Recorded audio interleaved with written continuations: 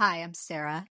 And I'm Rena, and welcome to Biopic, a podcast story. This is a podcast where we dissect the good, bad, ugly, and absurd of this specific genre of motion picture, the biopic. If you want to learn more about us, our scoring system, and how we choose movies, please check out our special introductory episode, Introduction, Who Are We and What Are We Doing? Sara. What movie are we doing this week? This week, we will be talking about Star 80. And Rena, can you give us the trigger warning? This movie contains depictions of misogyny, toxic men, rape, women and men being objectified, murder, violence, gaslighting, the Playboy mansion, Hugh Hefner, ominous photo flash noises, guns, abusive relationships, characters being renamed because of legal situations involving their real-life counterparts, ominous music, tacky 70s stuff that looked dated 5 minutes after purchase, and wet t-shirt contests. I feel like I left out at least 20 other things that I should have remembered. This is a pretty blanket disclaimer, though. I'm going to give it to you. Rena, can you give us the spoiler warning? Spoiler warning! We are going to spoil everything, including possibly the major plot points in works of narrative art having nothing to do with this particular movie. Consider yourself warned. Some of the sources we used in this episode include, but are not limited to, the article Death of a Playmate, which is Teresa Carpenter's Pulitzer Prize winning story for The Village Voice, on which this film was partially based. You must remember this from the Dead Blonde series. There's a Dorothy Stratten episode. Podcast Hollywood and Crime did a Dorothy Stratten episode. Peter Bogdanovich's memoir about his times with Dorothy called The Killing of the Unicorn. Eric Roberts' memoir, Runaway Train. And then a really great article from the website Movie Maker about Alan Heim, the editor of this film. And then also an episode of the podcast Robert Bellissimo at the Movies, in which he interviews Alan. And I will talk more about Alan in a moment. Before I have you start to tell a little bit about Dorothy Stratten and Star 80, my overwhelming feeling toward Peter Bogdanovich, who is in this movie under a pseudonym, is one of boiling acid vitriolic indignation on behalf of his first wife, Polly Platt, which I gained after reading the book Easy Riders, Raging Bulls. Yep. I will always remember the line, Polly, I've never had a cover girl before. Just fuck that guy. I'm going to just preface everything I say about Peter Bogdanovich in this episode as follows. He is someone for whom I feel immense sympathy because of what he went through here. But douchebags are going to douchebag. He definitely is a difficult person with difficult opinions and someone who made a lot of choices. The genius of the operation was Polly Platt. If he had treated her as she deserved to be treated, which would have been to have dedicated his life to kissing the ground she walked on, his career never would have fallen off. I hate a man who leaves a woman of magnitude and substance like Polly Platt for some airhead shiksa. As an airhead shiksa, I hear your words. However... No, you are not an airhead shiksa. You have actual interests. You can't help it that you're blonde. I've never had trouble finding hours and hours worth of things to talk about with you. I'm gonna go to the mat for Dorothy in this episode, but I understand your anger. Would you like me to tell you just a tiny bit about Dorothy Stratten and Star 80 before we get started? Yes, Sara. So, from our friends at Wikipedia, Dorothy Ruth Hoog Stratten, which was her birth name. She was born February 28, 1960, and she passed August 14, 1980. She was known professionally as Dorothy Stratten. She was a Canadian model and actress, primarily known for her appearances as a Playboy Playmate. She was Playboy Playmate of the Month in August 1979 and Playmate of the Year in 1980. She appeared in 3 films and in several episodes of television shows broadcast on American networks. She was murdered shortly after co-starring in the movie They All Laughed. at the age of 20 by her estranged husband and manager, Paul Snider, whom she was in the process of divorcing and breaking business ties with. Mr. Snider committed suicide after he killed Stratten. Good. I'm glad he's dead. Aligned. The movie Star 80 is a 1983 film. It was written and directed by Bob Fosse. It was adapted from the article Death of a Playmate that I mentioned up top, based on Dorothy Stratten's life. The film's title is taken from one of Snider's vanity license plates. This was the final film that Bob Fosse made before his death in 1987. This was not initially successful. It had a $12 million budget and it made $6.3 million at the box office, but it has since been recognized for what it is, which is a masterpiece. And I have said many times on this show that this is my favorite biopic. So before we dive in, I'm going to just give you a little bit of background on this film. In the credits, there is a note that it is dedicated to the memory of Patty Chayefsky. Patty Chayefsky actually recommended that Bob Fosse read the article, and that was where he started planning to make a movie out of this. Shortly after the movie was announced, Patty Chayefsky passed away. He is, of course, a screenwriter of Network and a bunch of other things. Ridiculously talented writer. Mariel Hemingway plays Dorothy Stratten in this. She campaigned very hard to get this role. And she had breast augmentation surgery before being cast, but she has denied that she did it for this role. I don't know. I wasn't there. Eric Roberts plays Paul Snider in this. And he said something really poignant about acting in his memoir, Runaway Train, that I mentioned up top, that I think really applies to his performance in this. He was saying it about Mariel Hemingway, but I think it's very much his performance too. And I think that it carries over into a lot of like the really great actors that we've talked about since starting the show. She said, if you do it right, you give a piece of yourself away and put it into someone else, the person you're portraying. And after 50 years of this work, I can safely say you don't always get those pieces back. Originally, they wanted to have Richard Gere play Paul Snider. Fosse also wanted Robert De Niro, but that didn't go very far. Sam Shepard was also in consideration. And eventually, the part went to Eric Roberts. It was a really arduous audition process, but he eventually got the role. And he worked very hard to find the pathway to becoming his character's lawyer. He spent time with Paul Snider's brother, and the write-up of this in his book sounds very unpleasant. He spent the night at Paul and Dorothy's home. He went out into the world of strip clubs and sex workers with Bob Fosse to really try and understand the psychology of what goes on in that world. He carried this part around with him for a really long time. Afterward, he tells a story in his book about how he noticed that women were avoiding him when he walked down the street for months afterward. And he was in New York and he asked Christopher Walken, why are they avoiding me? And Christopher Walken said, because you're fucking spooky, dude. He is so good in this movie that the movie kind of typecast him. He really went in super hard as an actor, and it shows. People have a lot of feelings about this movie who knew her. It infuriated Hugh Hefner ultimately. He was a little bit more cool about it than Peter Bogdanovich because he let Bob Fosse use iconography and his name and everything. Bogdanovich hated it for a lot of reasons. There are 3 pages in The Killing of the Unicorn dedicated to him tearing apart this movie. A lot of it feels like the adjudication of someone who is way too close to the surface of the project in terms of his takeaways from it. I disagree with most of his criticism of it because he's saying, it makes her look like a child, which she was.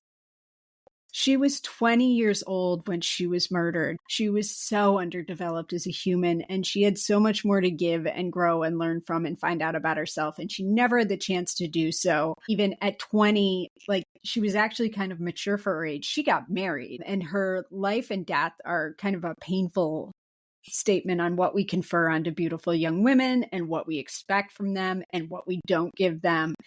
And I would speculate that Bogdanovich probably feels need to defend himself because he too wasn't perfect in what he wanted from her. And Bob Fosse was a fucking genius. He directed 3 of my favorite movies of all time, which is this, Cabaret, and All That Jazz, which everyone should see. From a technical standpoint, I find this to be a perfectly executed film, and also from a storytelling standpoint. And the other big criticism that Bogdanovich has is that he felt like it centers Snider in a way that makes Snider look attractive and sympathetic, which I could not disagree more with. Fosse told Eric Roberts, and he said in other places, to play this character as if he was Bob Fosse but unsuccessful, because Bob Fosse felt very close to the kind of person that Paul Snider was. I don't think that you feel sympathy for him or empathy for that character in a way that makes that sort of like makes you reconsider what he did. He's awful, and I read that Village Voice article today, and I am ashamed that this man was a Jew. I want to sell him to the Vatican or any other religion that'll have him, any other group. I don't care. That's fair. He's a scumbag. He is a groomer. He was a leech. And he's a con artist in the purest definition of the word. Like, we throw it around all the time in pop culture, but like, truly, he was a pimp. He's disgusting. And the only reason she goes for his moves is because she's a teenager. I feel like this movie really does honor her. It shows us the real tragedy of a young woman who got cut off before she could figure out who she was, and also showed all of these men trying to take from her. That Hugh Hefner comes across as the least exploitative is alarming. So what you said about De Niro, because De Niro did sort of the same thing in Taxi Driver, except that Travis Bickle has, I don't want to be around Travis Bickle either, but he has some kind of moral center to him. Snider is so dislikable. There's a weird, like, missing the point cult of personality around Taxi Driver. But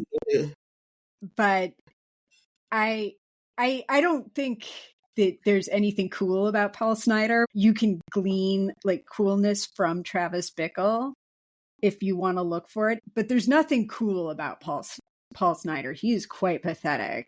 There's no heroism to be found here from him. So we open on a shot of the Star 80 license plate that Paul Snider and Dorothy Stratten had on their car, and cut to a picture of an interview with Dorothy Stratten. There are interview excerpts that are replayed 2 or 3 times over the course of the film and take on different meanings each time. I've never seen this format of the interspersing of things in terms of the perspective done better than the way Fosse does it here. I think his direction of editing is unparalleled and the vision in his head. But I also want to take a moment to shout out the editor, Alan Heim, who also edited All That Jazz, and he won an Oscar for that. And that's also a stupendously well-assembled movie. These two are, there's a simpatico between them, and he really understood what Fosse wanted his movies to look like and how he wanted them put together. And I would guess that part of that comes from the fact that Alan started as a sound editor, but just an enormously talented man. He edited Lenny. The editing of Lenny is portrayed in All That Jazz. He also edited Network, another amazing movie. Some others, just to mention, American History X, The Notebook, Alpha Dog. He did the TV concert of Liza with a Z, which is where they first connected. Just a game-changing film editor. And I have 2 interviews with him in the show notes. I found those interviews delightful and would recommend reading and listening to either of them. Go read those interviews, everyone. Yeah. So here comes Mariel Hemingway, proto-Nepo baby par excellence. And when they're talking about the girl next door and wholesome and all of the things that are idealized in the bunny, I'm overwhelmed with these feelings of worthlessness and irritation around the entire concept of the Playboy bunny.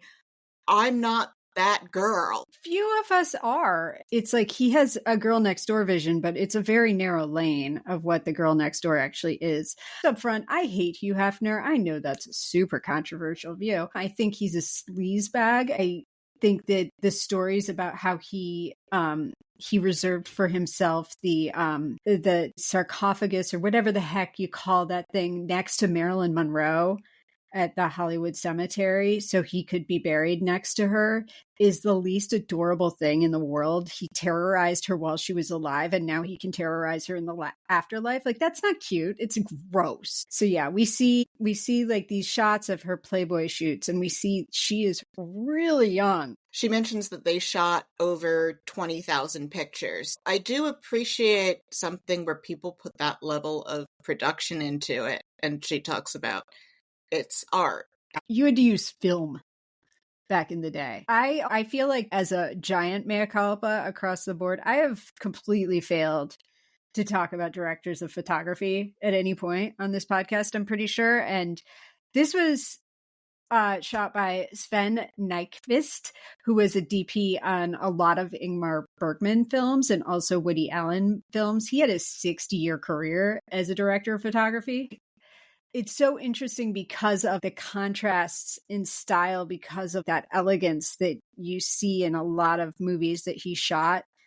And there is that in this, but there's also the tawdriness. It's just an interesting juxtaposition between a style and the subject matter. Also, I just want to mention, too, that all of these photos of Mariel Hemingway were shot by Mario Casilli, who shot for Playboy from the mid-1960s into 1996. And he also made several Dorothy Stratten pictorials for the magazine. So he was familiar with that, with her as a subject, in addition to being, very versed in the Playboy style. And he came into this movie to make sure that these photos looked super authentic. He's working out in his underpants in front of a mirror, and I think, like, is there anything creepier than a man working out undressed in front of a mirror? And he keeps introducing himself in various contexts. He keeps introducing himself in various contexts throughout the film, and hi, I'm Paul Snider. It gets creepier every time. This is such a good call out that you made here. I guess I sort of don't understand the self-servingness of working out in your underwear, but that's just me. I don't know. Maybe it's to like keep yourself on track. I think I saw an interview. I don't want to believe that I actually saw this, but something where Uma Thurman was saying that she could eat whatever she wanted to so long as she ate naked in front of a mirror. I don't want to believe I actually saw this thing. This is the right episode to drop that information in. But so what else has Eric Roberts done? Because the only other thing I can think of that I've seen him in is the failed 1996 relaunch of Doctor Who with Paul McGann as the Eighth Doctor, in which he played an incarnation of the Master. I'm so glad you asked. Eric Roberts has 68 credits on IMDb. What? So the better question is, what hasn't Eric Roberts been in? He works constantly. Not all of it is good, but he will do a Lifetime movie, and then he will also do like Damien Chazelle's Babylon, and then he'll go back and make another Lifetime movie. And then he'll be in Best of the Best 2. He will be in your film if he has the time. He works constantly. He just did a stint on Dancing with the Stars. Some of the more known films that he has been in would be The Pope of Greenwich Village with Mickey Rourke. Also the movie Runaway Train with Jon Voight, also in the 80s. It was very successful. He made 30 things in 2017. My chief impression of him is as Julia Roberts' sad sack sibling. He is not a sad sack. He's always in stuff.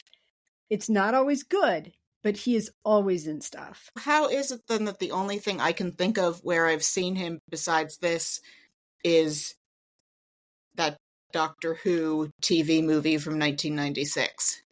I would say that the Venn diagrams of your interests don't cross over that much with the Venn diagram of Eric Roberts' output. That's probably fair. Has he ever done anything that either is or looks like something made by the BBC involving women with enormous skirts? No. Hence, yeah, why I think that he You know where we might come across him again if we decide to do the Linda Lovelace biopic? He isn't that. So he shows up a lot in things set in my least favorite periods of time. Yeah.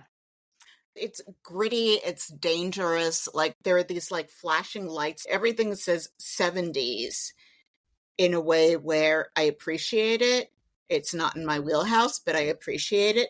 And then there's an interview with someone I thought was Telly Savalas that you said was not Telly Savalas. I assumed that this bald guy was supposed to be Telly Savalas. I have never seen Kojak.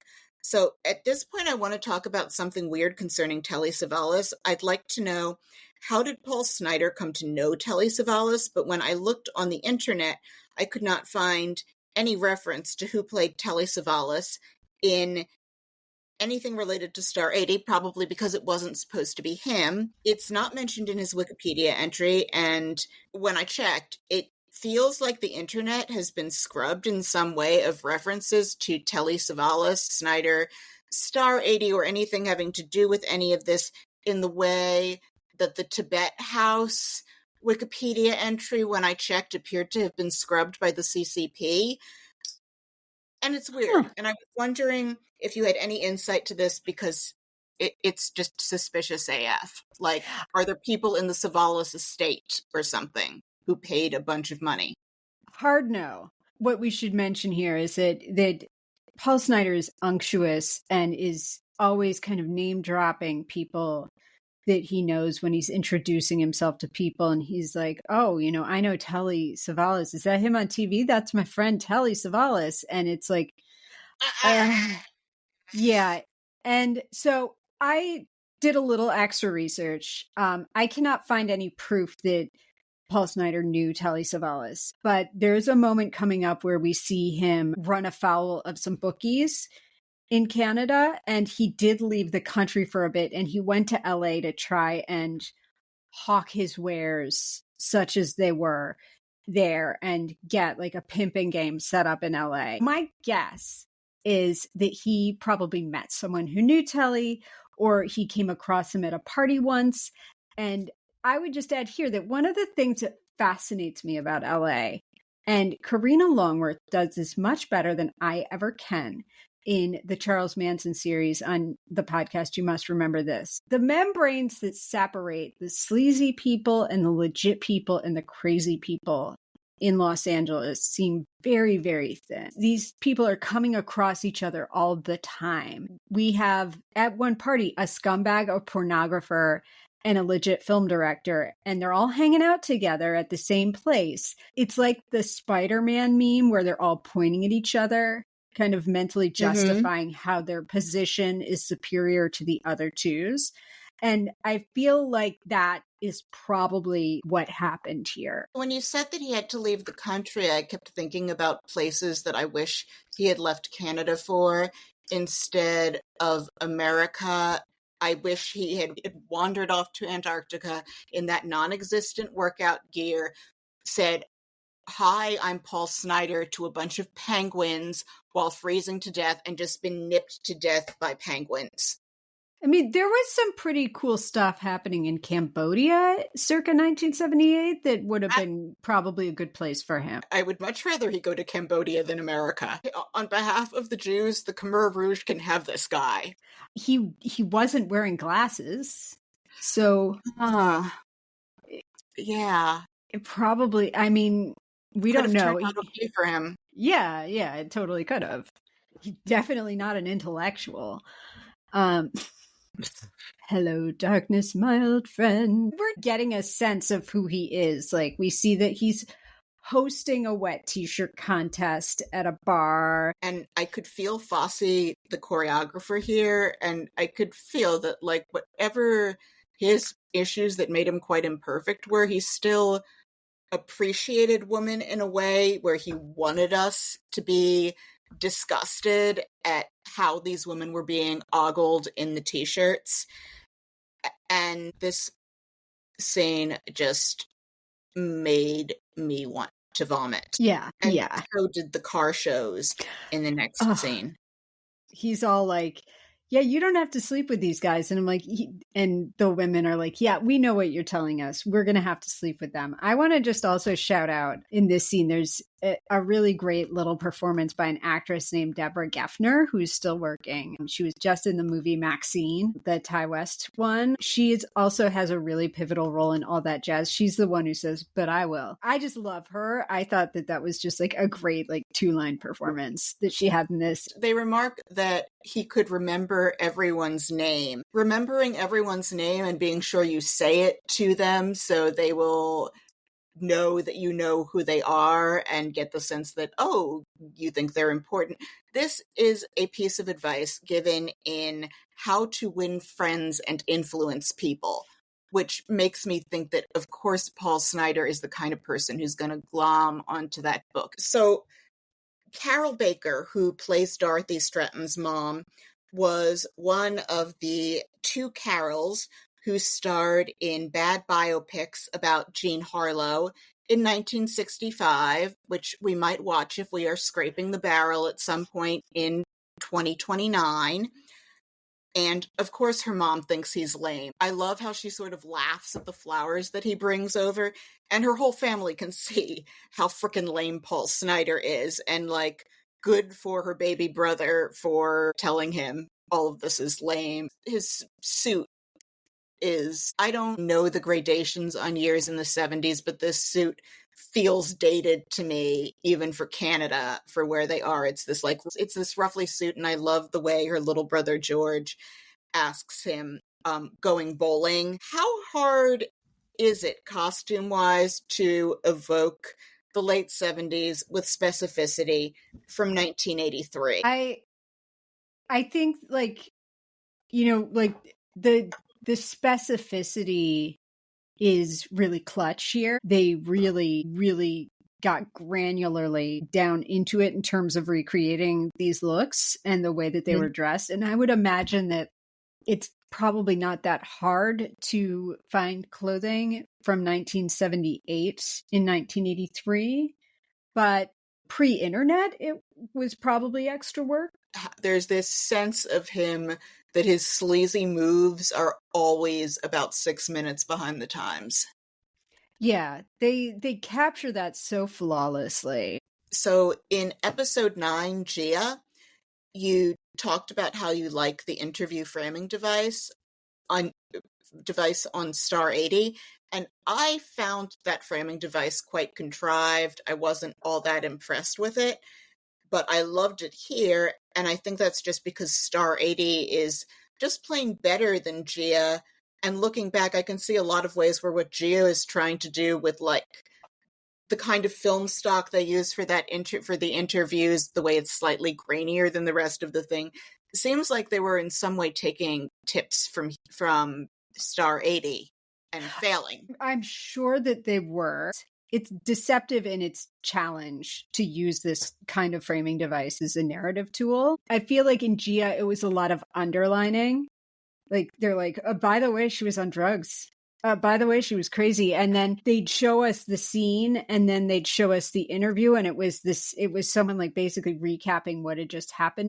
It's used to really powerfully illustrate who these people are and to give us information that we don't already have.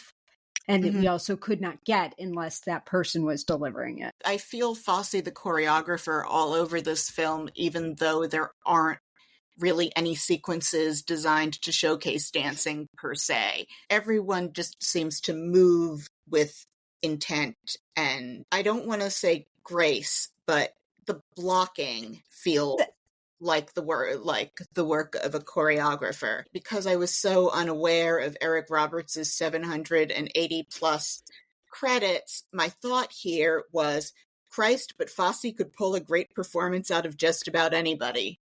He could, though, is the thing. Like, everyone levels up under Fosse. It's kind of wild because he sort of became a filmmaker very much by accident. He just kind of like fell into directing Sweet Charity as a movie and really took to filmmaking in a way that is incredible. We joke on this show all the time about people picking up a guitar and plucking out a masterpiece. And he kind of was able to do that. He also had an incredibly brilliant female partner in most of his work.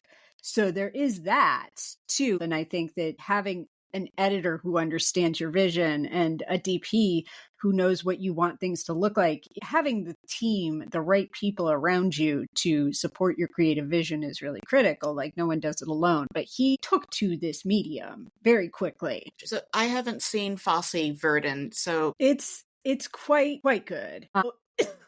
The thing I like so much about Fosse Verdon is that it definitely emphasizes that theirs was a partnership. He was a visionary, but he didn't know how to execute. And also really sad because he lived super hard. Like, there is like a real like sensitivity in the bombast of his work. Like, he carried a lot with him in terms of shame and in terms of trying to outrun demons from his own childhood.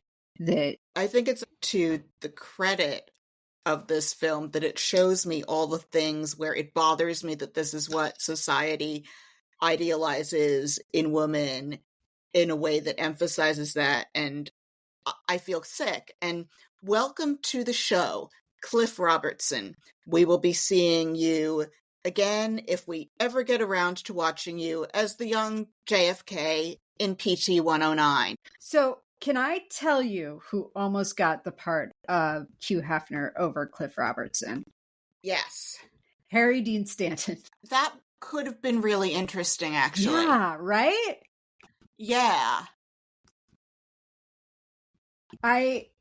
I've been like meditating on a world where that performance exists, and I want the multiverse where I can see that performance. So Hugh Hefner also has Paul Snider's number right away and acknowledges as such in the first on-camera interview with him. Snider is unimpressive to the people that he's most in awe of. So we see him having some trouble with loan sharks, and good God, but he is pathetic. And I wish that they had dropped him from that window. I wish that we could get to the end and then find out none of this actually happened. The loan sharks dropped him out that window. Real occurrence at Owl Creek Bridge kind of situation, where this is the whole life he sees flashing before his eyes. Yeah, I'm not averse to that. So much as Mariel Hemingway is a Nepo baby before the term became a thing, Paul Snider is a proto-incel, and she meets him while she is working at the Dairy Queen, and he and his lines are so fucking lame. Ugh, yes. He like picks her up with like I would like something sweet, white and tall, like you. And it's like, Did your father steal the stars and put them in your eyes? What's your sign? Listen, I'll take a what's your sign over being asked if I can be on the menu at Dairy Queen any day of the week, but it's all bad. He sees right away, like, he has dollar signs in his eyes. If this were a cartoon, it would be the bug-eyed dollar signs in his eyes when he sets his sights on her.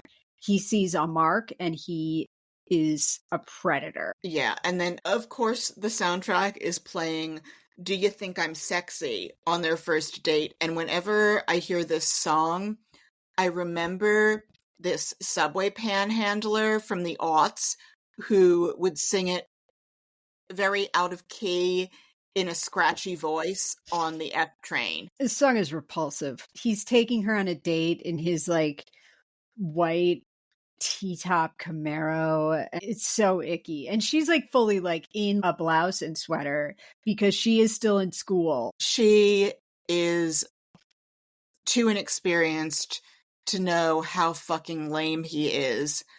And even in Vancouver in the 70s, like, Snider and his moves are at least 5 years behind the times. I am so fucking skeeved out by this guy. And he gives her a ring over dinner, but I noted it's a giant topaz. And of course, she doesn't know any better, but please note, you can buy a 2-carat blue topaz online for a little over $30 in 2025. It's not that impressive. I am so happy you looked into this. I love that you found that information. Relatively large, clear blue topazes, or any color of topaz, can be had for not that much. And I love that you know that. He's like fully grooming her. It's so gross. I mean, should I give him credit for that he didn't try to make her think that a white topaz was a diamond? Honestly, wouldn't put it past him. I guess you can give him credit for that. He takes her back to his place and he's playing the guitar for her. And he's complimenting her, and it becomes really clear. Like, one of the things I read about this is that people were like, I cannot believe that she looked like that and that people made fun of her in high school.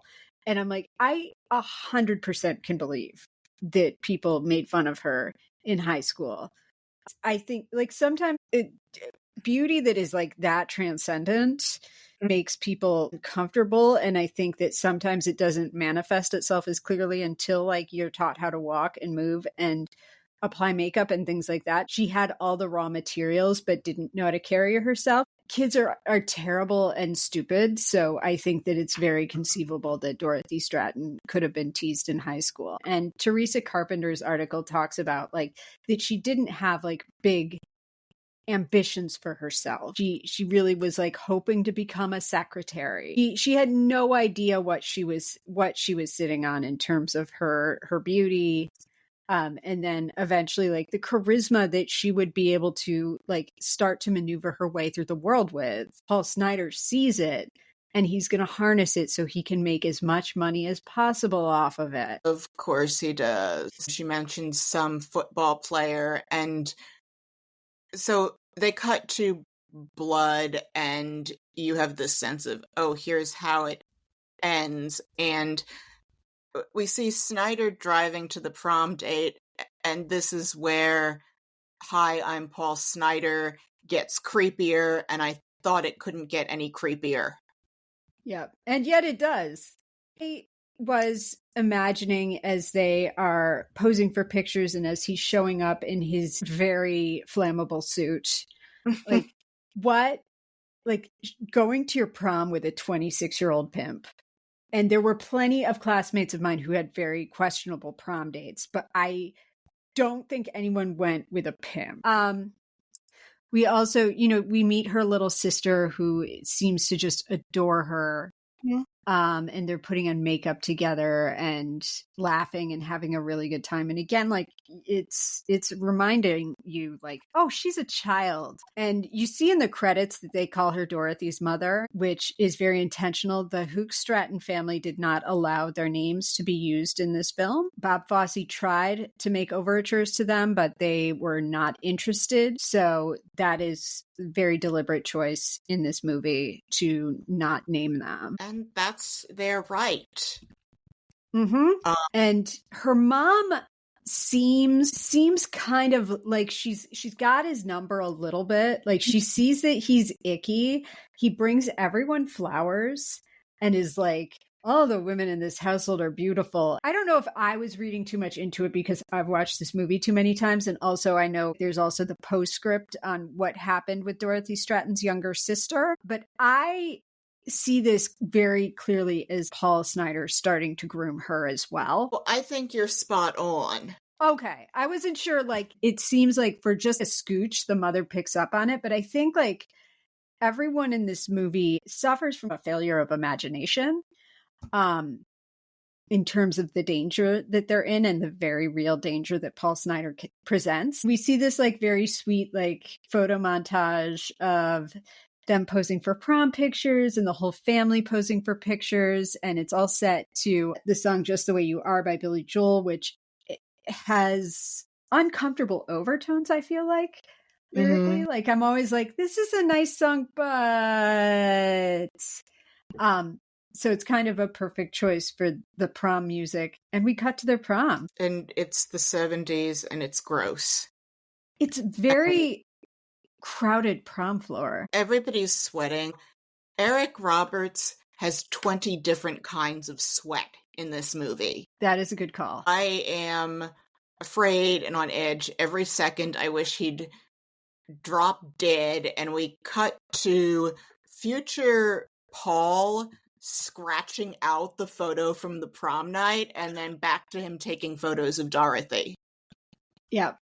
And they come across the football player that Dorothy had previously had sex with, who she told Paul that he had told everyone in school that she was bad in bed. And we see them dance up to him, and Paul stabs him with a penknife and then moves them away. It's really icky and an outsized reaction to something that ultimately isn't going to matter for much longer because she's graduating. Paul starts the next step of the grooming process, which is convincing her to pose for some fun Polaroids, because they're looking at, like, Playboy is having a contest to try and find the real model is out there. In real life, Paul worked her up to this a bit more. They obviously didn't need to show us all of this, but he took her to, like, get, like, what would be in the 90s glamour shots at the mall. Bogdanovich has a lot of problems with the way this is portrayed in the movie in particular, because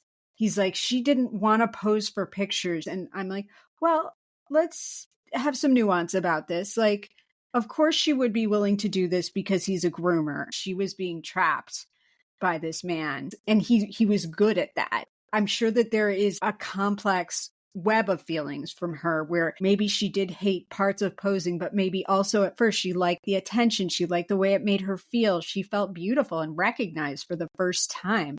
And maybe she liked it until she didn't. But, like, his paternalism around her feelings is kind of like its own condescension and removal of her agency.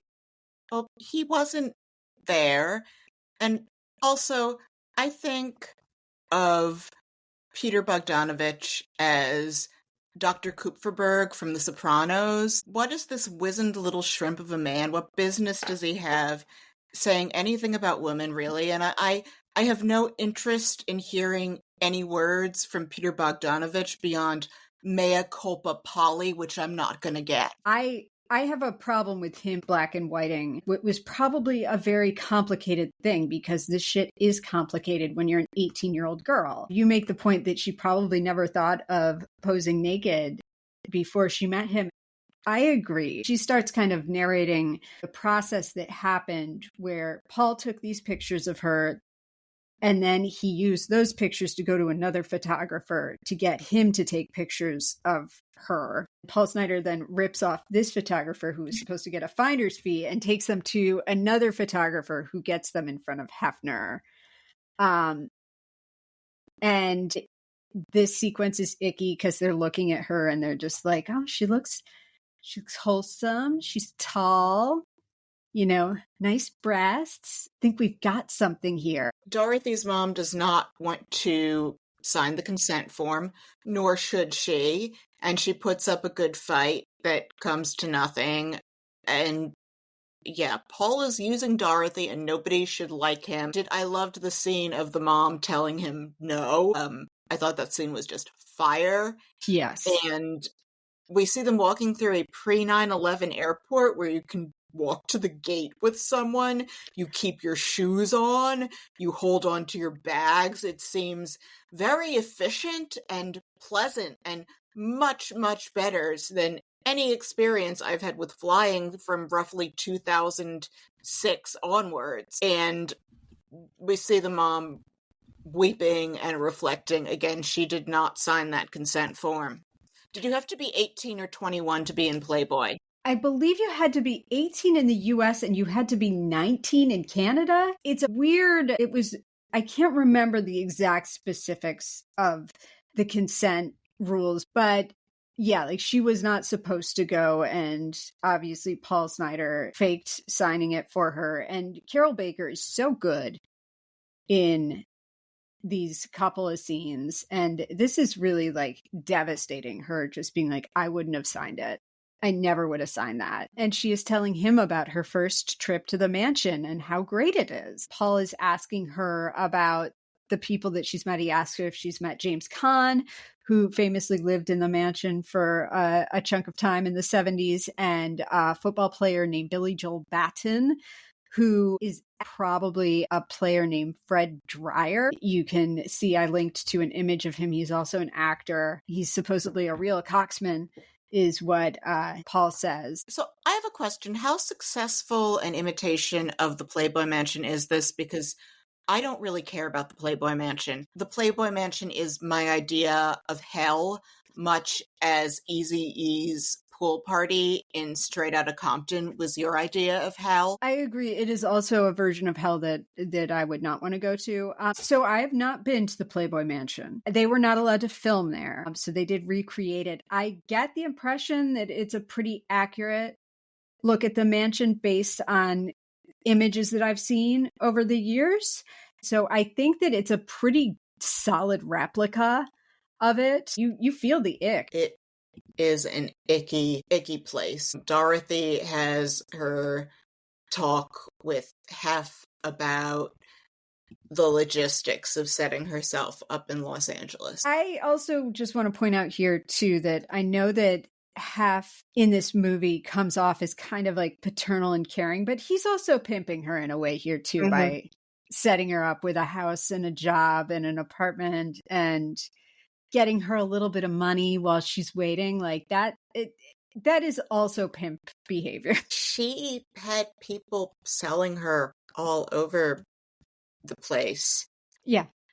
I am telling the truth when I say that if I had ever opened Playboy, it would have been for the articles. Great writing in that magazine. I would have cut out all the pictures of naked women and just read the articles. I hate Paul's bragging, and we see Paul at a strip club where he's about to cheat on Dorothy, and we have an appearance by a very young Wayans brother doing stand-up at the Playboy Club. Yeah, and we see the bunny dip, which we all know from Gloria Steinem is a real thing that they had to do. Then Snider, of course, cheated. He is post-coital with this stripper, who he then kicks out. I guess this is a point where, when I look at what the Playboy bunny idealizes, I want to reflect on how, as women have gained more power in the real world, the versions of us that are idealized in media have become more and more infantilized. There was an article from the 90s that I found once years ago with a line that I've thought of every few months for the past 20 years or so. And that line was, Lauren Bacall was a woman at 18. Linda Evangelista is a girl at 30. And this starts, I think, with the Playboy bunny to a degree, because when I look back at women on screen in the 30s and 40s and even the 50s, there was always like someone who'd play a ditz, but those were women with just attitude and grace and class, and they knew the score. And the Playboy bunny is just like, oh, you're so terrific, da, da, da, da. And I fucking hate it. Mm-hmm. Like, I hate everything about the Playboy bunny versus, like, I hate that shift. Well, and it's also that girl next door thing that Hefner is supposedly so into is also like the implication that the girl next door is a virgin and doesn't have a partner, romantic life to speak of. Like, that is why he's bothered by Paul Snider more than I think the fact that Paul Snider is a disgusting scumbag.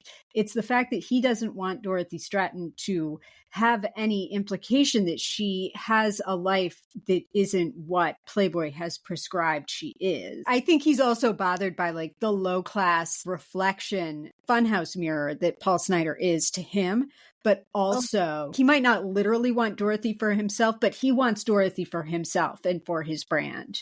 I was thinking mostly about how the Playboy bunny is so infantilized compared to the older screen sirens. Oh, I agree with that too. And I was just adding to that too, like just like that sort of like that girlification and infantilization of women that became more appealing. If there hasn't been a book called How Girl Power Shortchanges Women, there should be. And then we see Paul Snider is taking her younger sister to a carnival.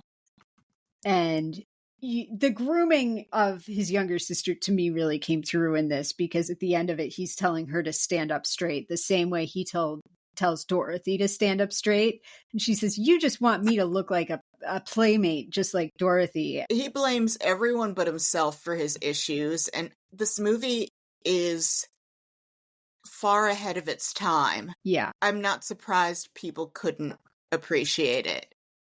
It's ugly. Paul is not earning any fans at the Playboy Mansion because anyone who is actually someone can see straight through him. Yeah, he has this interaction with this actor who is called Vince Roberts. It's likely supposed to be Robert Blake. We know how well things went there. And there's that moment when he meets Hef, which is a great example of never meet your heroes, because he quotes Hef to Hef, and Hef just does not want to be around this guy at all. He is creeped out. Yeah, to back up my earlier comments about Hef and Paul Snider being the funhouse mirror version of him, I think he would be fine being quoted to his face if the person who were doing so were more appealing. And then we meet this woman named Bobo. And I just loved that she said she is also a playmate, and Paul is able to recite back all the details about her, which does please her. So Dorothy is going to be Miss August, and I always feel so much better when Eric Roberts is not on screen. And we see her having an interview about a movie that they have called Ball Bearings here, but that's not the title of the real film. Yeah, these are not real films. She was in, as I mentioned, Galaxina. It was a Star Wars ripoff, another movie called Americathon, and one called Skate Town USA because she was a good roller skater. Dorothy is very sweet to Paul and trying to make him feel better about the fact that he knows that he shit the bed in his first interaction with all of these big deal people at Playboy. People who are desperate to impress, where he's just rolling in flop sweat. If anyone ever told him anything about try to exude quiet power, it went right over his head. Or he skipped the chapter in How to Win Friends and Influence People about how people will think you're a great conversationalist if you're a good listener. And Paul also realizes that his way of dressing is really outdated. Mm-hmm. And he wants to change his look. I just noticed in this scene too, he seems really torn on whether he wants to say that she's his girlfriend or whether he wants to say that his girlfriend has had sex with Vince Roberts, where he's like, you should do it if you get the chance. He's the worst. I wish that she'd just been a secretary and met someone nice and she were a retired grandma right now. Paul gets a makeover set to the Billy Joel song Big Shot. It is kind of an improvement, except it's still him. Yeah. He's still Paul Snider, even though he's got new clothes that he probably bought with Dorothy's money. Yeah, he still looks like a pimp. And we see things he's trying to do for money. He does this male stripper thing, which is unsuccessful, I think, because women are not accustomed to paying for it. So, true thing. This is kind of the origin point of Chippendales. And Paul Snider did indeed have a hand in the creation of Chippendales, but he was a bitch about it and he walked away before he could make any money. I've never been to Chippendales. I haven't either. It's not my thing, but it was for a time period very successful. So he wants to get married. Hefner's like, please don't do this. His motives are completely bogus, but he's right.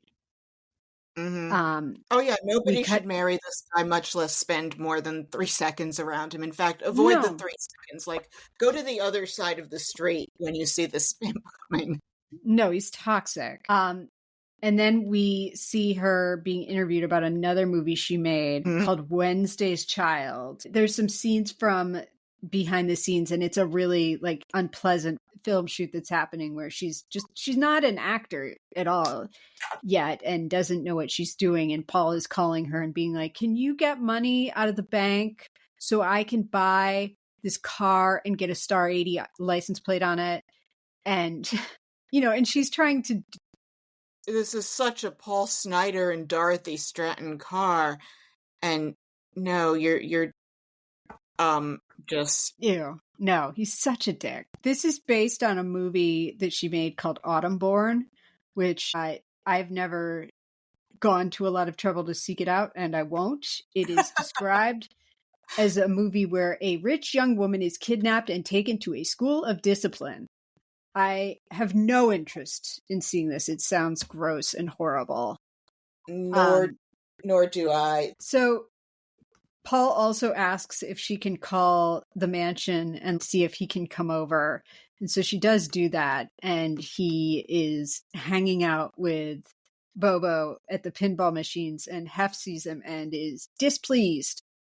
Is Bobo supposed to be dumb that she hangs out with Paul?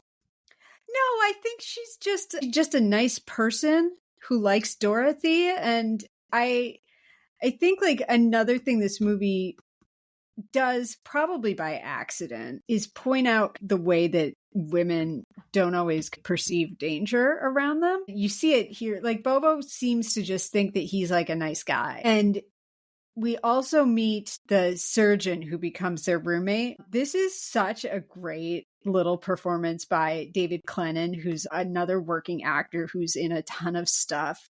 But he just brings so much to this very small part where he's like talking about Dorothy was adjusting to her fame nicely. I wasn't interested in that though. I had a woman. Just the way he delivers all of his lines. He's really wonderful in this.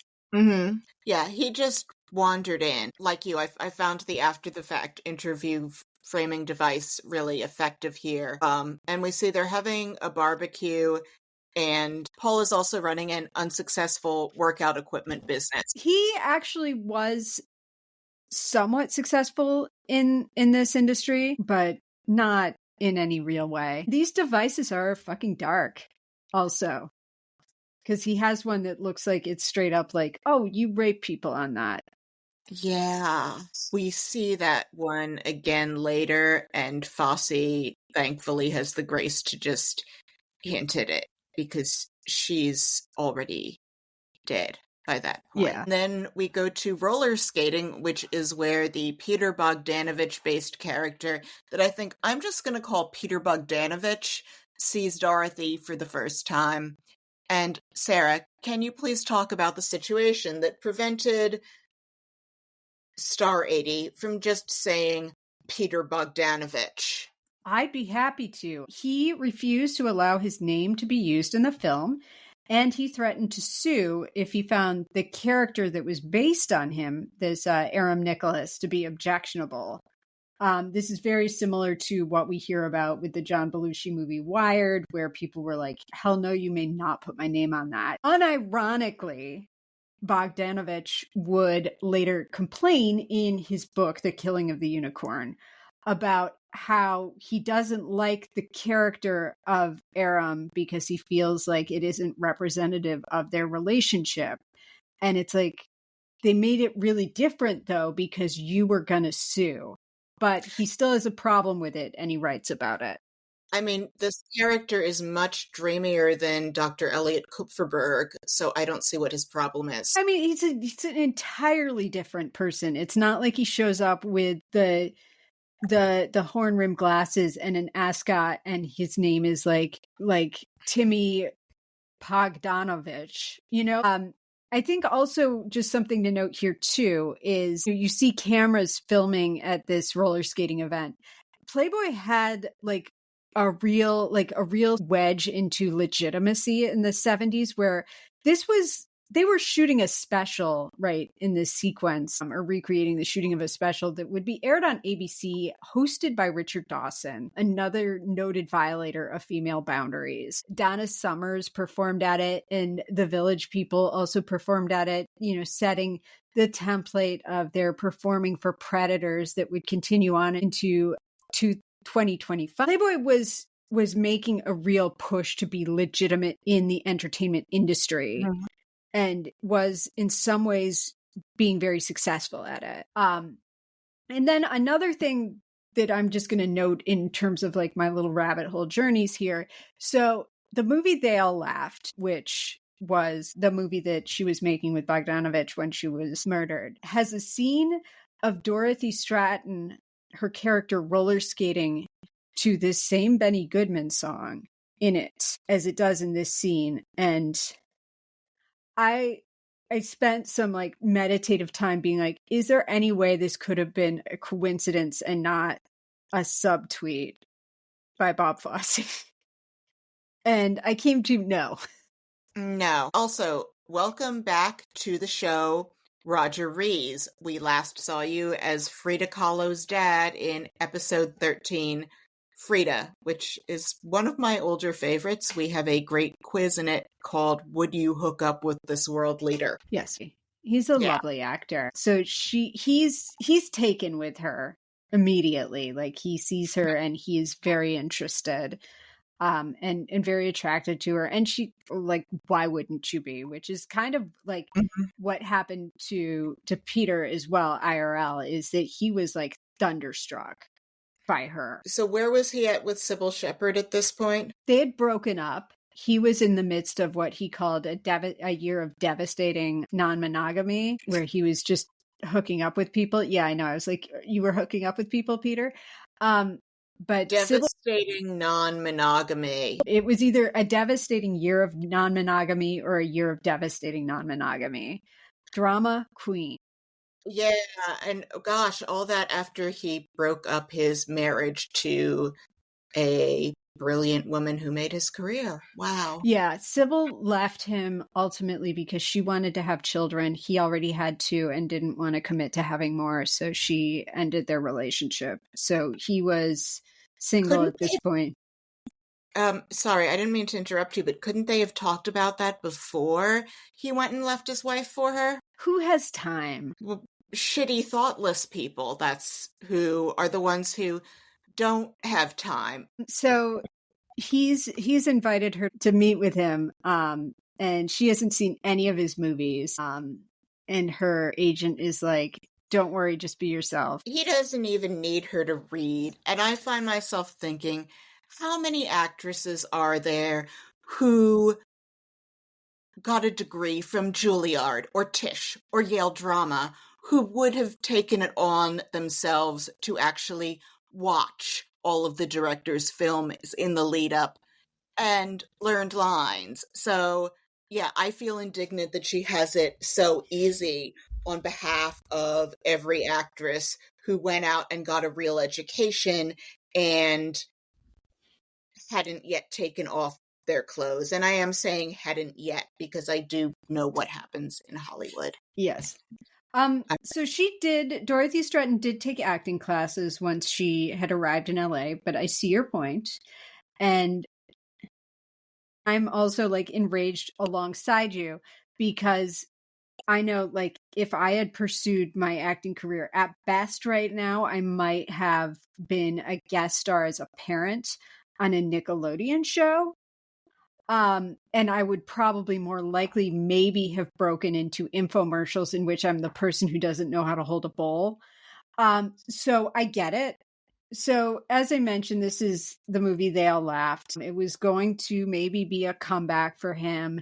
There's a really sad-ass saga behind what happened after Dorothy was murdered that I'm happy to get into if we want to, which we don't have to. It's a lovely movie. Quentin Tarantino loves this movie. It's overshadowed, obviously, by her murder. And it makes it not necessarily easy watching. And it's so clear how infatuated he is with her. Yeah. So what I read was that Peter Bogdanovich ran through $5 million of his own money to put that film into theaters. And again, I'm sitting here thinking, yeah, if he had properly appreciated Polly Platt, he wouldn't have run through $5 million of his own money because he wouldn't have left her and none of this would have happened. He made a lot of very sudden, ill-considered moves in the wake of Dorothy's murder, and that was one of them. There are many others, and grief is a terrible thing and can make you go completely insane, which I think he kind of did a little bit after this. So Paul doesn't want her to go make the movie because he's starting to feel like that sort of like that she is slipping away from him a little bit. And they start having this fight, and she begs him to go back to Vancouver with her. And he's like, cartoon with the dollar signs in his eyes, like, no, we're not doing that because I need to make more money on you. He's always ready to use her, and he has this vein in his forehead that pops out. Julia has a vein that does something similar. Yeah. Clint Eastwood has a vein in the side of his forehead that got crazier every decade. And Paul builds a doghouse. I don't understand what this is for. There's these occasional nods to the fact that there were things that Paul could do. Like, he wasn't entirely without some, first, ability to do shit, and then second, discipline to do it when he set himself to it. And I don't care because he sucks. Yeah. You know what I wish now? I wish that he had a concussion and lost his memory and been adopted by Mennonites. And he's complaining to the surgeon about all of this, and basically like that she's slipping away and calling it film. And, he thinks that the director is giving her cocaine. And I just want to throw in here that Bogdanovich wrote that he and Dorothy tried cocaine a few times and didn't like it. And I just want to remind you that he was Peter Bogdanovich from the film industry, saying that he tried coke a few times circa 1979. I'm not saying it was impossible, but I am sort of saying it's impossible. He tried cocaine a few hundred times throughout the 70s, probably, and that's being judicious in estimating. And the doctor is really giving him very good advice about there's things he's going to have to accept if he is going to stay in this relationship with this incredibly successful woman. Paul's idea of how to make Dorothy proud is to spend her money opening a gym that appears to be inside a discotheque. And she is not keen on the idea. She's finally starting to see Paul as others see him. It's remarkable that it took this long, and he goes to see a private eye because he doesn't trust her. The private eye is played by one Josh Mostel, who, if we are keeping track, is another Nepo baby in this film. Josh Mostel, whose father, Zero Mostel, was an OG Tevye in Fiddler on the Roof. Also, Zero Mostel and Ben Hecht came up in our Tennessee Johnson episode, not because they were in the film, but because they felt that every copy of it ought to be burned. Thank you for being part of the resistance, Zero Mostel. So he's kind of sort of goes to this private eye and doesn't seem real clear on what private eyes do and what they know.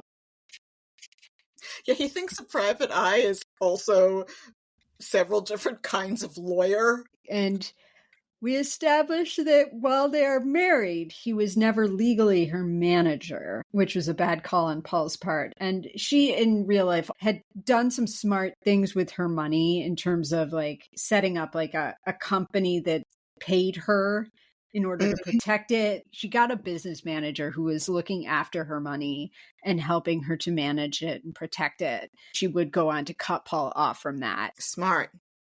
She feels a lot of guilt about this. And we also see that Paul is screwing around back in LA, and he meets another girl who is a hostess from the Valley who he is saying, I can get you into Playboy. And he cannot.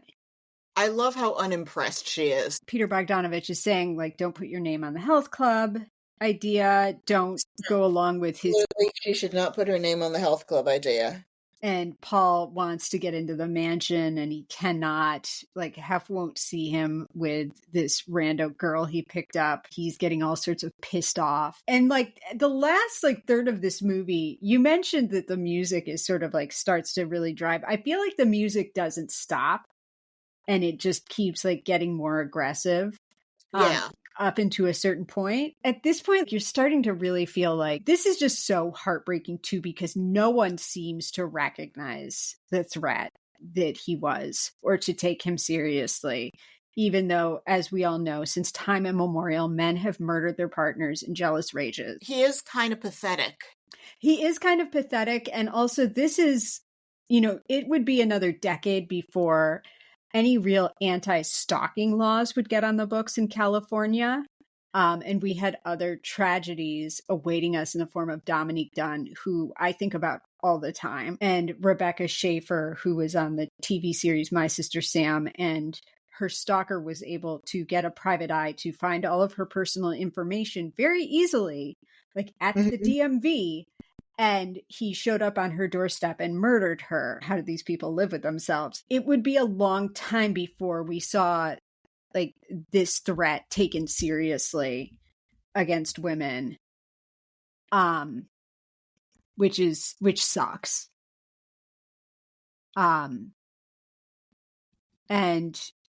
she is very naively kind of like trying to figure out how she can extricate herself without causing Paul a lot of pain, because she feels some sort of loyalty to him because he started the ball rolling, but he's garbage and none of this would have happened if she wasn't who she is. And Peter Bogdanovich is like, you need legal assistance with this. You cannot do this by yourself. Private Eye reports back to Paul that she is spending a ton of time with Aram. And, as you point out, you suspect that he's spending her money on the Private Eye, which, yes. Yeah, which I agree with. Yes, he was, which is so shitty. And he gets sick over this information, and hearing that she is spending her time with this guy. And then he spends $250, again, probably her own money, on a gun. And God forbid we have any red flag laws, because women aren't people. And he sets up like a vision board of images of her, and is feeling immensely sorry for himself and saying, she broke my heart. He's just gross. He's disgusting. I hate him. The plastic surgeon and Robin and his girlfriend are talking about how glad they are to get away from him. And the surgeon is like, I can take any Snider except pathetic, sad Snider. And she says, oh, I felt like it was kind of sad. Like it's kind of romantic. And I just thought that was just a great moment of how people confuse this kind of insanity with romance. So just the tension is growing between them. And we're seeing like she closed the joint bank account. She wants more freedom. He's mad because it sounds like those aren't her words when she's saying that she's outgrown him. He's saying, I'm broke. She says she'll take care of him. She finally admits that she wants a divorce and says like, whatever he says, he can't change her mind. And then we find out her sister is visiting. We're like at the end of all of this. Yeah, we see her little sister in the pool, and I am creeped out by the little sister in the pool, given that it's Peter Bogdanovich's pool, and he later married Dorothy Stratten's little sister. Yep. He went on to marry Louise, her younger sister. She was 20 when they got married. Yeah, she's 13 here. There's a lot of like crazy stories and allegations out there about what went on with Peter and Louise and Nellie, their mother. It's all like, it's too tawdry to wade into, which for me to say something is too tawdry is a real thing. I feel like we should devote more, we should really have more rage for Paul Snider than we do for Peter Bogdanovich, except that they're both symptomatic of the same problem. It's really like, I would describe it as inappropriate. I think it's this sense of indignation at the world as it is versus the world as we wish it was, especially when you think in terms of what a man ought to appreciate versus what he does. As I said, like there's tawdry and really like sort of like profoundly disturbing rumors and tales out there, of which I don't know what is true. Because it's all in like back and forth lawsuits between him and Hugh Hefner, which I'm like, don't make me. Wait, why are there lawsuits between Hefner and Bogdanovich? Hefner was really pissed off at the killing of the unicorn, in which he is alleged to have raped Dorothy. And so he sued Bogdanovich. Who has like nothing left to get sued for at this point. Nothing left. And also his last $5 million releasing. Yeah. And also brought out Nellie Hoog Stratton, her mother's ex-husband, who alleged that Peter was sleeping with both women, both the mother and the daughter, before the daughter was of age. And then Peter sued them back. Like it's a snake pit of gross. So the private eye is taping Paul up with a wire, and he again says, "Hi, I'm Paul Snider." And yeah, creepier every freaking time. He's all over the place. And we're into the narrative of the final day. So Nepo baby Mostel couldn't get through on the phone. And notable thing, this is the first time that Paul has ever said that he's nervous, and his hands are shaking, circling back to the first night that she stayed over. And we find out she's making him an offer of, I think, $7,000, which she says is half of everything she has, which is interesting because I don't doubt that that's probably close to what she had, because he spent all of her money. He spent it on a gun, and he spent it on cars and clothes. He shouldn't have a right to most of her money because she did the work.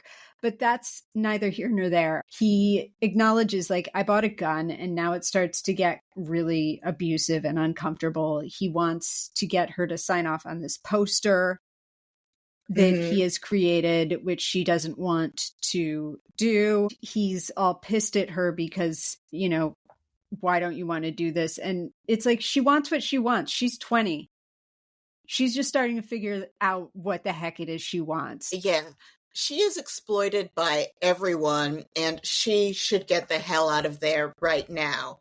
And this scene of them together on that last day is so hard to watch, but the performance that Eric Roberts gives here reminded me the most strongly of a scene from the 1999 movie South Park the Movie, Bigger, Longer, and Uncut, where Saddam Hussein is trying to convince his boyfriend Satan, because Saddam Hussein has died and gone to hell a few years earlier than this would actually happen within the movie. Saddam Hussein is trying to convince his boyfriend Satan not to break up with him before they go to take over Earth, and they sing a little duet called I Can Change, where they sing, but I can change, I can change. How do I know you won't just keep being such a sandy little butthole? And Saddam Hussein is gaslighting and using Satan for career purposes. To be clear, I am not comparing Mariel Hemingway or Dorothy Stratten to Satan, but I am comparing Paul Snider to the portrayal of Saddam Hussein in South Park, the movie, Bigger, Longer, and Uncut. Aptly put. She is about to let herself out with the keys that he threw at her after he locked the door, and then he loads up the gun. He is just all over the place. And I don't understand why she takes her clothes off. She hears him load the gun and goes back to the bedroom, and he is yelling at her, and it's upsetting, and he throws her down on the bed. And I would speculate that she was giving in to him to have sex to try and get out of there. She maybe had sex with him when she briefly saw him in the midst of shooting. They all laughed when she had to go back to California for the Playmate of the Year celebration. I don't know whether this is true. We have no one to tell us whether or not that's true anymore. I read this as like, she did this because she both felt sorry for him, and I think she didn't know what else to do to get out of there. But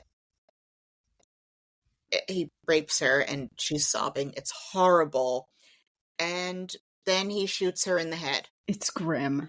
We cut to Hef looking at another new girl and analyzing her with the lady editor. We cut to her little sister listening to the radio. We see Aram editing his movie. And then, and then we cut back. There is blood everywhere. And we hear her, just this contrast of how alive and beautiful she was minutes before. And we see him, like, God, trigger warning, like sodomize her on one of his workout benches and then shoot himself in the head. And it's disgusting.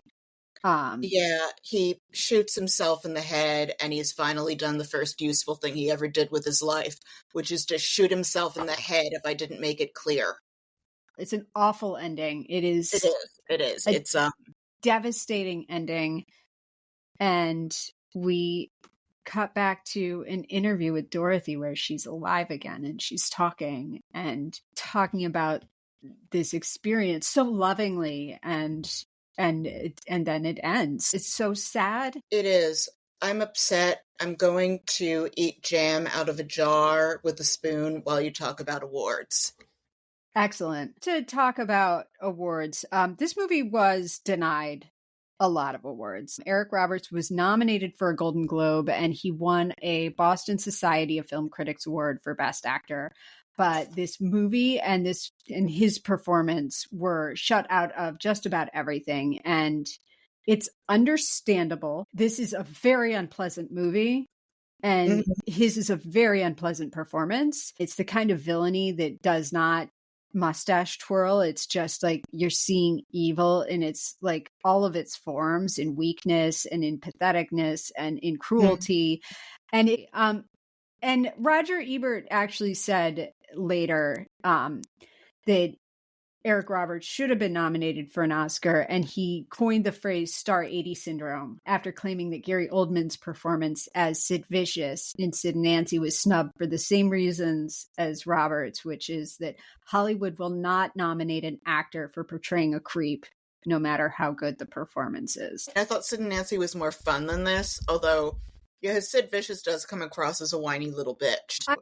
I also would just call out here too that like the nominations that year for Best Actor. So Robert Duvall won for Tender Mercies, which is a great win. Robert Duvall is an incredible actor, probably should have won for like every single thing he did before that. The others are just Michael Caine for Educating Rita, Tom Conti for Reuben, Tom Courtney and Albert Finney both for The Dresser. A lot of movies that we don't still talk about on that list. That year also Best Picture went to Terms of Endearment. Other nominees, Big Chill, The Dresser, again, The Right Stuff, which is a wonderful movie, and then Tender Mercies. I am in no position to comment on this.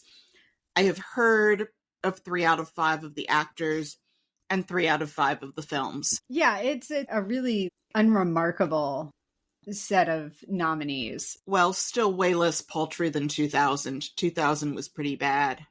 Yeah. Did you have any choice dialogue? I did. Some of my favorite lines of dialogue were, "You're holding that scarf like it was a security blanket.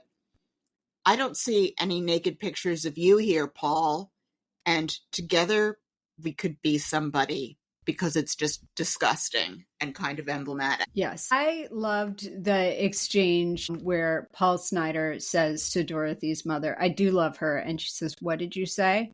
You said, I said I love her. And her response is, funny, I could have sworn you said I love it. Isn't what he said, but I did love that scene. Sarah, can you please give our listeners a quick refresher about how we score movies? I'd be happy to. We rate movies on a 1 to 10 scale across 10 areas that we find to be subjectively and or objectively important to most films, but specially tailored to issues particular to biopics. If you want more details on how we score movies, please scroll down our webpage at biopicapodcaststory.podbean.com. You'll also find a record of our scores for past episodes. And with that out of the way, let's score this thing. So for outward appearances, makeup and hair, I gave it a 9. For acting and casting, do they capture the spirit of the people they are playing? Beyond that, is the acting good? I gave it a 10. For passage of time, I gave it a 9. For costuming, I gave it a 7. For quality of the script, I gave it a 10. For accuracy, I gave it a 6. For storytelling, was it cliched? Was it interesting? Was it inventive? I gave it a 10. For production value, I gave it a 10. For production, direction, decision-making, I gave it a 10. And for do we care, I gave it a 9.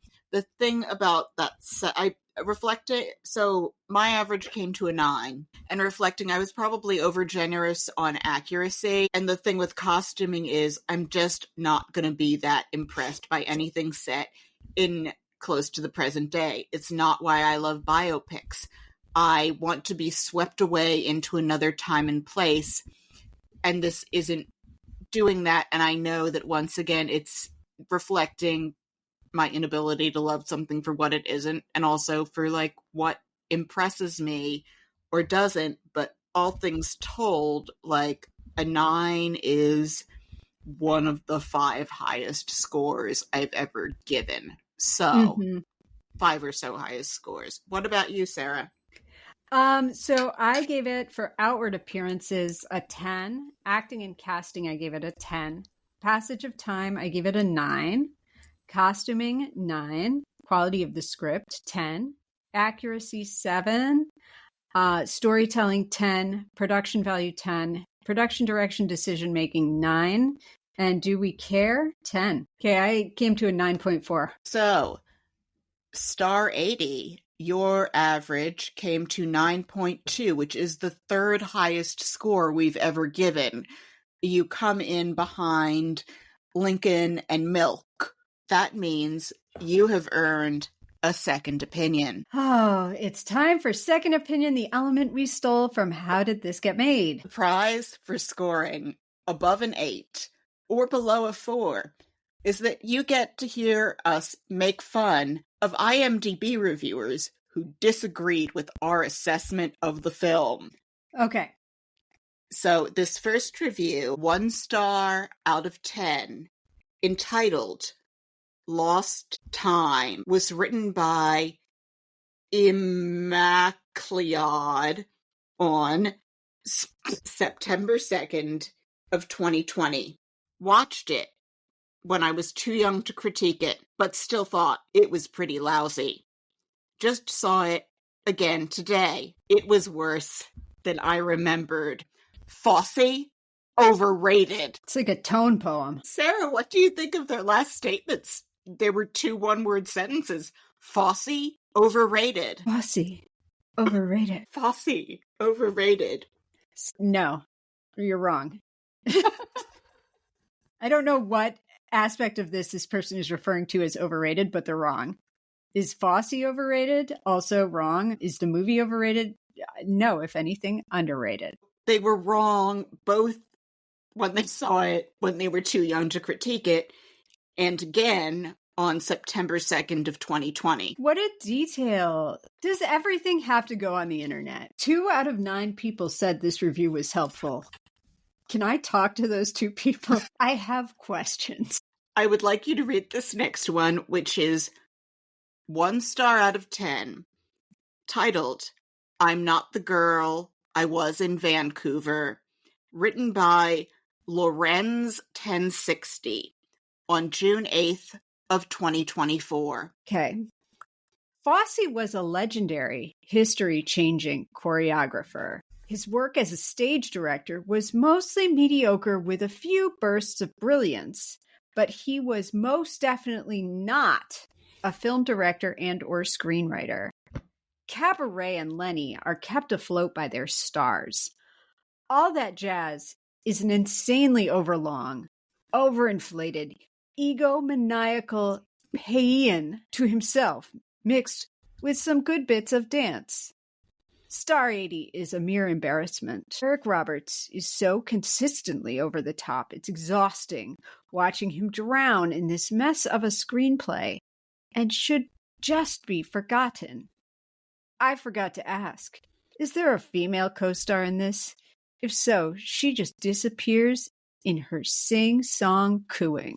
0 out of 2 people found this review helpful. So the person who wrote Fosse overrated, their review was found more helpful than that review. I love you, internet. Never change.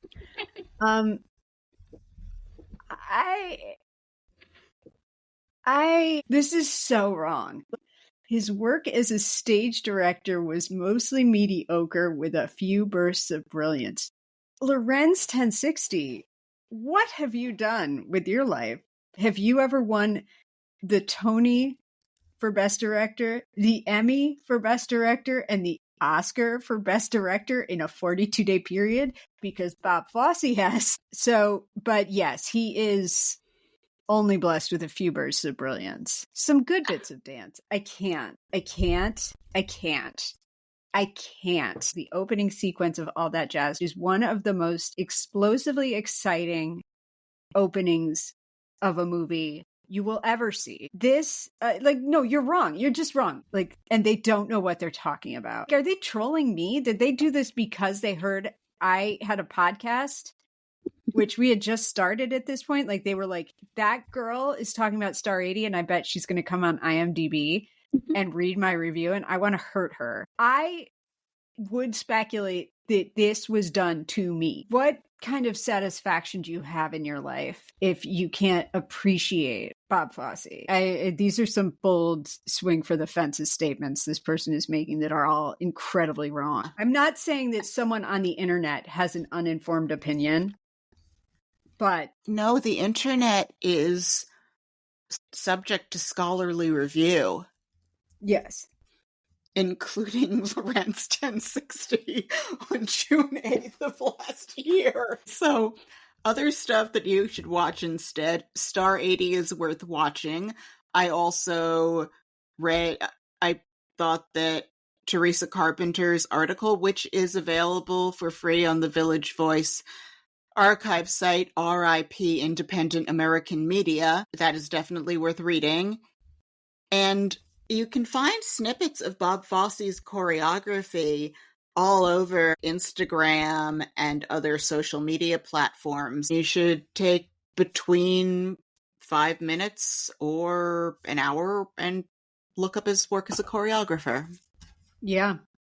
Which is overrated, but he has a very distinctive style, like with the head pops, and we were doing like Fosse. We were doing jazz hands to Fosse overrated. Yes, so overrated though. I would also agree. Definitely see this movie. Also, the series Verdon Fosse is extraordinary and a great look at how he did what he did, and also the really incredibly important role his partner Gwen Verdon played in his life and in his art, and how they worked together to make so many magical things. Before we go, have some apologies. We have to apologize for something we said in a previous episode that turned out to be misinformation.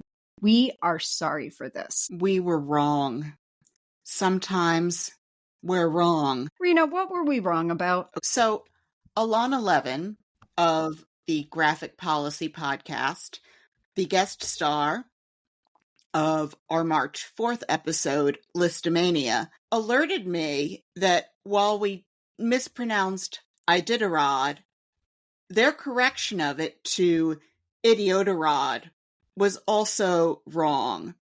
So, Iditarod is a race where some very furry dogs pull people across Alaska in sleds, I think. Do they include any of Canada in Iditarod, or is it just Alaska? You are asking the wrong dog sledding competitive viewer over here. Well, Idiotarod is also a race that people from my friend group used to participate in, which it takes place in New York City, and it involves drunk people running a race with shopping carts, in which they decorate the shopping carts and people push them and get in them. So that is the difference between Iditarod and Idiotarod.